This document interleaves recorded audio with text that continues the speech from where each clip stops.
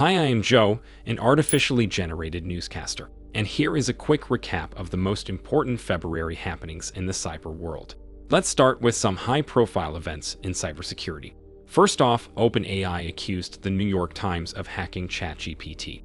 It was OpenAI punched back after the NYT sued the AI company for alleged plagiarism. According to the newspaper, ChatGPT could reproduce entire paragraphs of NYT articles when asked, to which OpenAI responded by claiming NYT used highly specific prompts and forced ChatGPT to reproduce the training material, which is, according to OpenAI, entirely unfair. The outcome of this lawsuit is going to be quite impactful and may open the gates for publishers to sue AI if the reproduced content falls too close, or for AI companies to begin reproducing any content they want because nobody can touch them. In any case, the result is not going to be good for humans.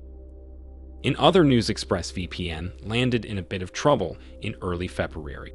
The company had to issue an emergency patch after a researcher found a bug that affected the split tunneling feature. The bug routed requests through third-party servers instead of through ones belonging to ExpressVPN.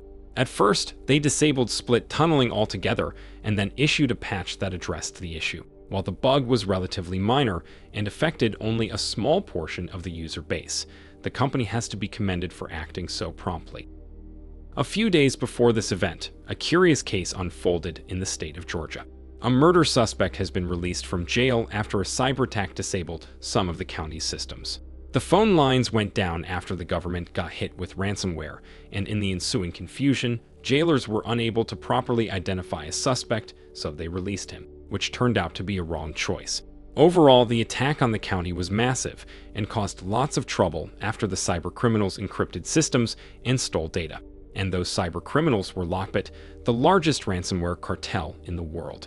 Or should I say used to be largest? Because as you probably know if you don't live under a naturally occurring aggregate of solid mineral matter, much of February was dedicated to the drama of LockBit's takedown. It all started on February 19th, when the dark website of LockBit suddenly went down. It has been overtaken by a conglomerate of Britain's NCA, FBI, and Europol, and that was just the start of LockBit's nightmare. Over the coming days, the website was used to publish tons of details about the gang, from its finances to decryption keys. Several arrests have been made across Europe, and the whole infrastructure of the gang appears to have been taken down. The grand finale of the show was supposed to come on Friday, February 23rd. The timer promised the doxing of LockBit Sup, the enigmatic leader who holds the whole group in his hands. But to be fair, what came was a bit of a disappointment. Instead of the reveal, the post dropped some quite cryptic hints and claims. The most striking of them was that LockBit Sup is collaborating with the feds, and also that he drives a Mercedes. In any case, the community that waited a full-fledged dox was unimpressed. And just a few days later, LockBit began coming back. They created a bunch of new pages and began filling them with ransom claims. The LockBit Sup also posted a very long rant trashing the feds and claiming everything they said is false, and the takedown only makes him stronger. Well, that might be the case in the long run, but in the short one, the damage is undeniable. According to numerous reports, some versions of LockBit software, particularly the older ones, simply no longer work. Most of the victims on their list also seem to be old ones, which further supports the reasonable guess that the takedown massively damaged the affiliate ecosystem of the gang. Will it ever come back to the top, though? Your guess is as good as mine. And now our usual segment, Blitz News.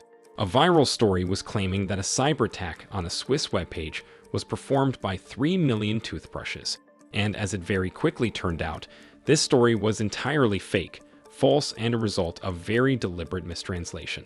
OpenAI announced Sora, a new AI that can generate videos and apparently do that way better than any competitor.